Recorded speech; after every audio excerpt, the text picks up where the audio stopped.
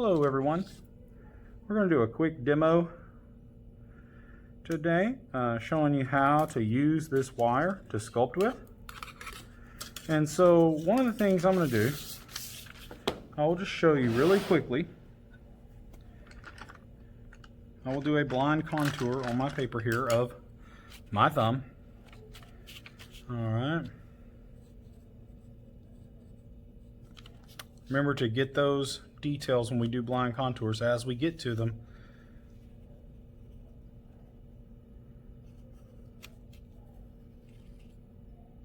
Alright, that's a sad little thumb, but it will work. Alright, so what I want to do, I want to start following my lines as if I were doing a drawing with this wire. I think that's one of the best ways to do it. So I'm going to trim some of this off. I'm going to start right here. If my line curves right here, then I want my wire to curve. So what I'm going to do, I'm going to go ahead and make sure my wire curves. So I'm going to curve it out, just like I see there. Then I see my line dips out a little right there. So I'm going to dip it out. And then I see it comes back right there. Kind of makes an indentation. So I'm going to pull it back. Then make sure it dents and comes back. Then we have this little thing right here. One thing, I'm going to show you guys how to connect two pieces of wire.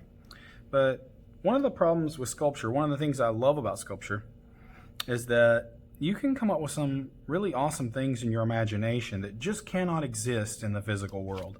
Okay? And so like this, my thumb cannot just fade into negative space. A solid object just can't fade into negative space. And I can't make my wires float like that. And so now I've got to, what I'm going to do is I'm probably going to take and modify my design here real quick.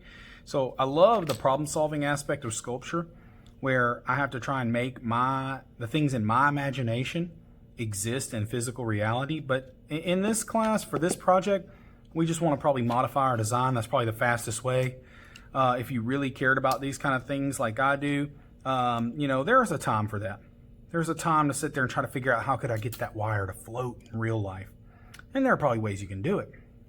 And that would be a really fun aspect of creating sculpture.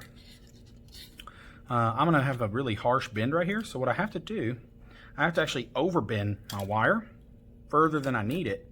That way when I bend it back, I'll have a good little bend right there. All right. So I'm going to make my lump right here. And then I'm going to come back. I got another bend really harsh back this way. So I'm going to come back and I'm going to overbend it once again. So that when I bend it back, it kind of looks like a point in there. I mean, I could have done a little better. There we go. That's a little better. That's about as good as you can do. So now I've got my little loop up here. I've got my first wrinkle here. I need to bend it around. It looks like it doesn't go quite to the end. So I need to come over here and bend it this way, right? And then, let's see, we're looking at backwards here. So then I got this little bump. Then I need to come back. Looks like it bends a little bit before the end right here too.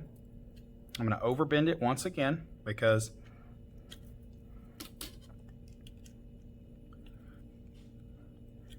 I need that sharp point. Now, if you're going out and buying pliers, you want to make sure they have these little ridges right here. That's really important. So I need to bend it back around. Catch that little harsh end right there on my thumb. Right about here. It bends over. Flattens out. Then like rounds over. Then the thumbnail, what I'm probably going to do is just loop it all the way around and come back. Kind of like I did with my actual blind contour drawings because I don't want to have to make a connection. I'm going to show you how to join two pieces of wire, but to be honest, that is the most difficult thing that you will do on this project. So if at all possible, just use a really long piece of wire and never cut it if at all possible. Okay, so here's my thumbnail. I got the double line right there because I looped it just like here.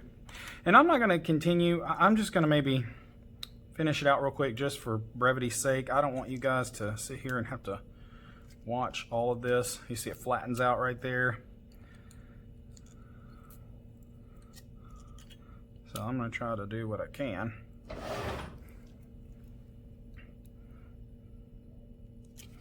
But I'm just going to kind of wing it at this point because I want to get done so I can be done.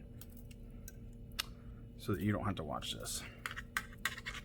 Okay, now I need to refine it a little bit, but not too bad, not too bad. Very similar to my drawing. So what we want to do, we want to make our sculptures about 90% like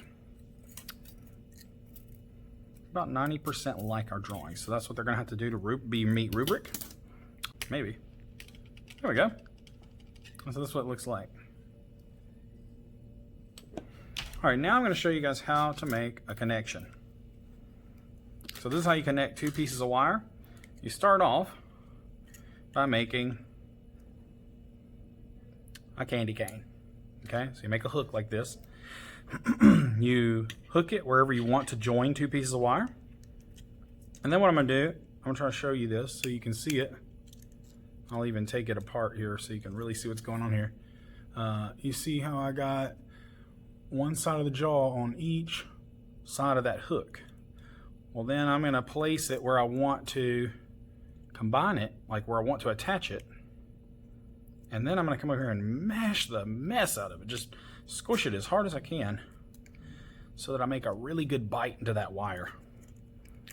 So I'm going to grab it right here where it looks like, in between right here where it looks like a cancer ribbon in between these two ribbons here.